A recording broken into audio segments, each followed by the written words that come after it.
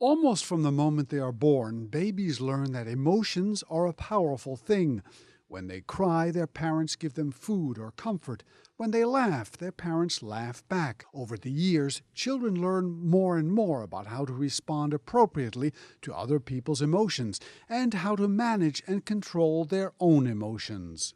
It really starts with the development of emotional self-regulation, which can start very much from infancy. The young infant cries and is responded to by the parent. The young infant begins to learn that that's how they get the care and interaction that they need, and that's the real foundation of self-regulation, which eventually develops into emotional intelligence or social and emotional learning. Lauren Caldwell is director of the American Psychological Association's Office of Children, Youth, and Families. She says some children have trouble understanding the emotions of others, and it may be difficult for them to understand and channel their own emotions in healthy ways. So how can parents help?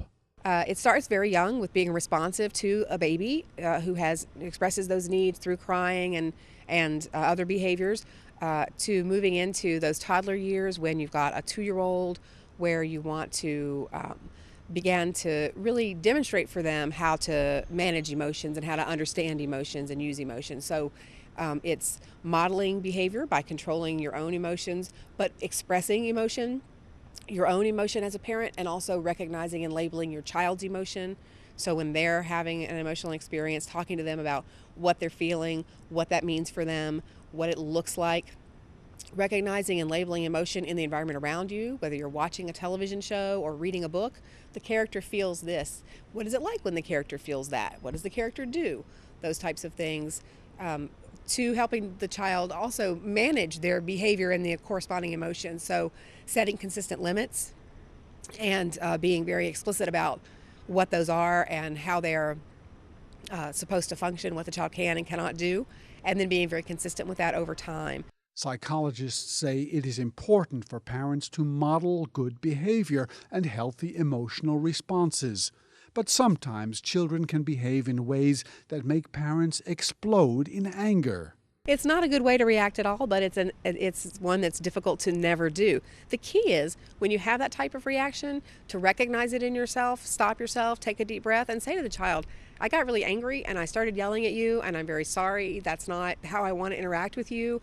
Let me explain to you why your behavior led me to be angry, and let's talk about that. Caldwell says it is important for parents to change their responses as children grow older. It really is, but that's a shift in parenting that occurs across the across the lifespan. So you see the middle schooler needs a little more autonomy. The high school student, you're really preparing them to go out and be on their own in a very short amount of time. So maybe it's helpful for parents, instead of thinking about it as my house, my rules all the time, to think about it as I'm trying to prepare this person to be able to be on their own, making decisions and hopefully functioning successfully in the world.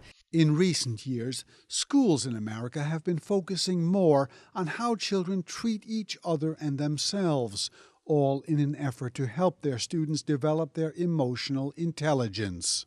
The term emotional intelligence was only coined in the 1980s, putting into words a notion that had been growing among psychologists, namely that the ability to understand emotions correctly and use them in a healthy way is a talent that children can be helped to develop. For Saudi Good Morning, this is Burton Bolag in Washington.